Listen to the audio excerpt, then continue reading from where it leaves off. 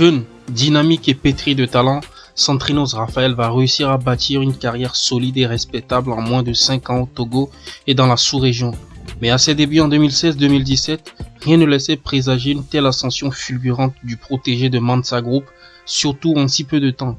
Voici comment le Berlifonia Boy a réussi à conquérir le cœur des mélomanes togolais, s'imposant aujourd'hui clairement comme une étoile montante de la musique africaine.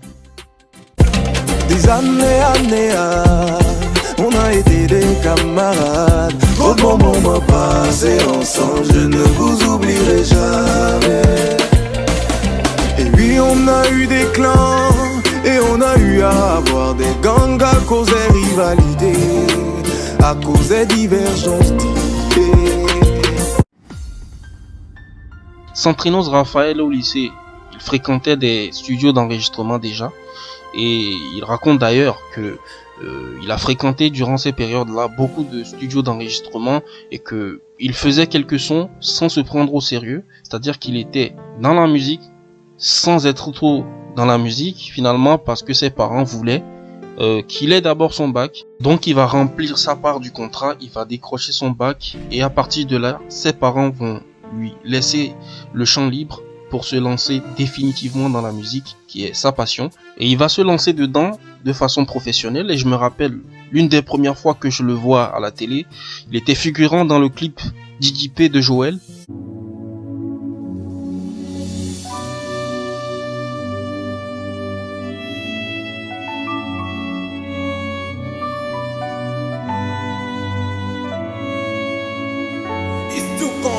En dehors de ses apparitions, il va tout de même continuer en parallèle à fréquenter les studios d'enregistrement et il va faire 2 rencontres déterminantes.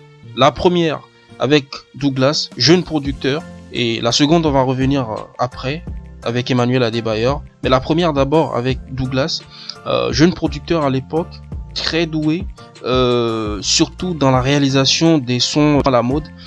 Et ensemble ils vont sortir un premier son, Ton numéro. Je t'emmènerai à un endroit où t'imagines pas. Je t'emmènerai au pays des merveilles. Deviens mon number one et je ferai de toi ma reine.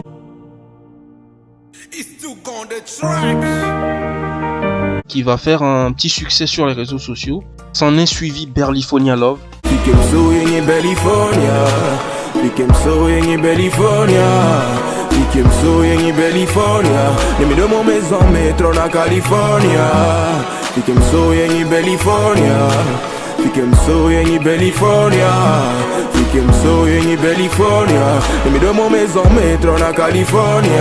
Qui est une véritable déclaration d'amour pour son quartier.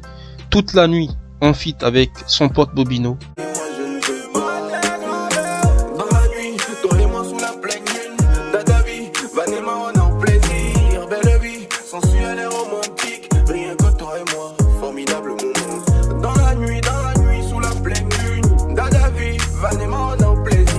Le son qui va le faire exploser définitivement au Togo et le faire connaître un peu dans la sous-région, c'est Fiançailles en 2017.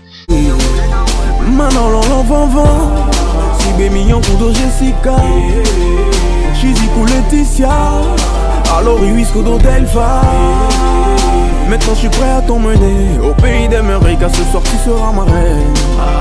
On dépassera le 7e ciel, oublie même la tour Eiffel, ce soir on quittera la terre. C'est là qu'il commence à avoir une notoriété. Je me rappelle, ce clip là, je l'avais vu sur une chaîne camerounaise notamment. On est d'accord, c'était un petit succès à son échelle. Mais qui pouvait imaginer que quelques mois plus tard, il allait enchaîner avec Wa.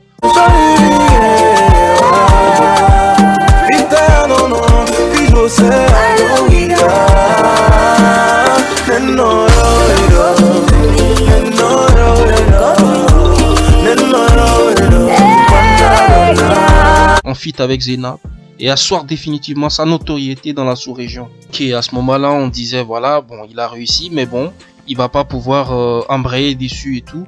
Mais non, comme d'habitude, à chaque fois qu'il faut franchir un palier, il y a toujours une rencontre qu'il fait qui lui permet de passer à l'étape suivante. Et c'est dans cette veine qu'il va rencontrer Emmanuel Adebayor, avec en toile de fond une affaire de veste qui lui aurait été prêtée par l'ex-capitaine des Éperviers.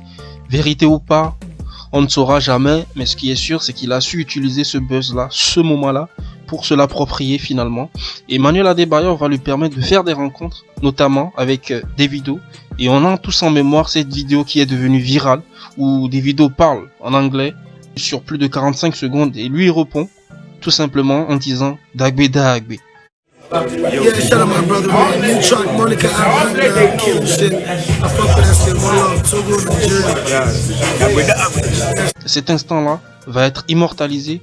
On a l'impression que le temps s'arrête et qu'à ce moment-là, sa carrière va basculer totalement et que ce Dagbe Dagbe va devenir une signature, sa signature, avec le dans tous ses sons. De cette rencontre avec Adebayor va naître une collaboration avec Stonebwoy du Ghana.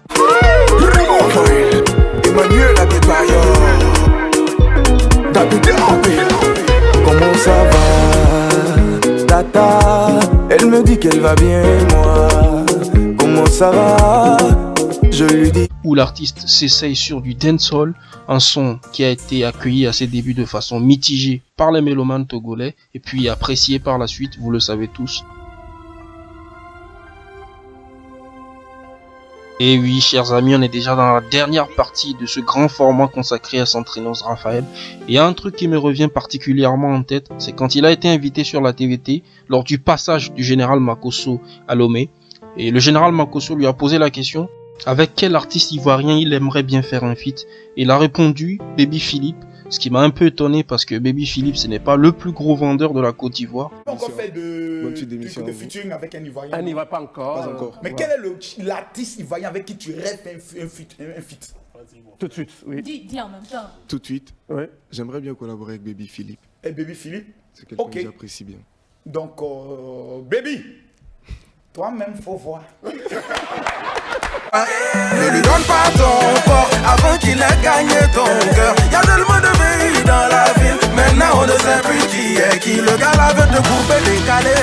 Fais attention, faut pas céder. S'il est vraiment toi, il va patienter. Un coup de sang, c'est mon goût. Le gars là veut te... Cela dénote d'une chose, c'est que l'artiste pense tout d'abord à ses coups de cœur musicaux. Au moment de faire des feats, il va tout d'abord penser au feeling, à ce que l'artiste va lui apporter, et non au nom. Parlant de feeling musical, je me rappelle de son passage sur France 24, où vers la fin, la journaliste lui pose la question « On est en Mondovision, avec quel artiste aimerais-tu faire un feat ?» Je m'attendais à ce qu'il dise Davido, Wizkid et tout, mais non, il a choisi Sabourin Danielou, qui n'est pas le plus connu des artistes béninois. Il y a des artistes avec lesquels vous aimeriez collaborer en Afrique. C'est le moment de le dire, je crois que peut-être beaucoup de gens vous regardent. Bon, un artiste avec lequel j'aimerais réellement collaborer sur mon troisième... Enfin, il y en a beaucoup, hein, mais l'un d'eux, c'est le papa Sabourin Danielou.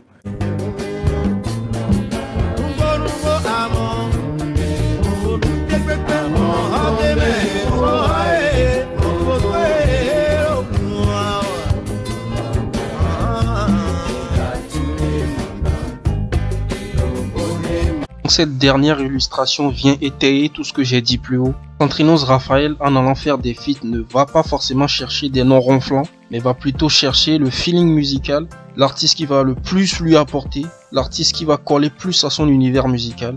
À tous ces aspects très techniques, il faut ajouter finalement la dimension humaine. Centrinos Raphaël, c'est un artiste qui est très proche de son public, que ce soit dans la vie active ou sur les réseaux sociaux. Il répond toujours à tout, répond aux commentaires. Je pense notamment à cette vidéo où on le voit se trimballer avec les enfants dans la rue.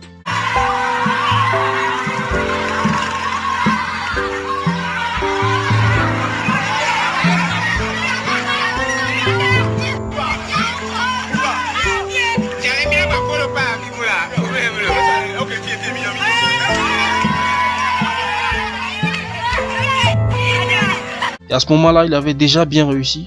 Donc ça m'a choqué un peu. Mais c'est comme ça. L'artiste est comme ça. Et c'est ce qui fait qu'il est aimé de tous. À la lumière des événements qui ont jalonné ces 5 premières années dans la musique, on peut clairement prendre les paris sur les 5 années à venir et affirmer avec une quasi-certitude que Centrinos Raphaël va faire une carrière crescendo. Car comme le disait si bien l'artiste lui-même dans l'une de ses chansons, ce que Dieu lui a fait hier est grand, mais le Baba God doit en faire plus pour lui, pour qu'il soit à lui tout seul un témoignage de sa grandeur. Et cette prière est aussi la nôtre. Mauna mazwane, la poids des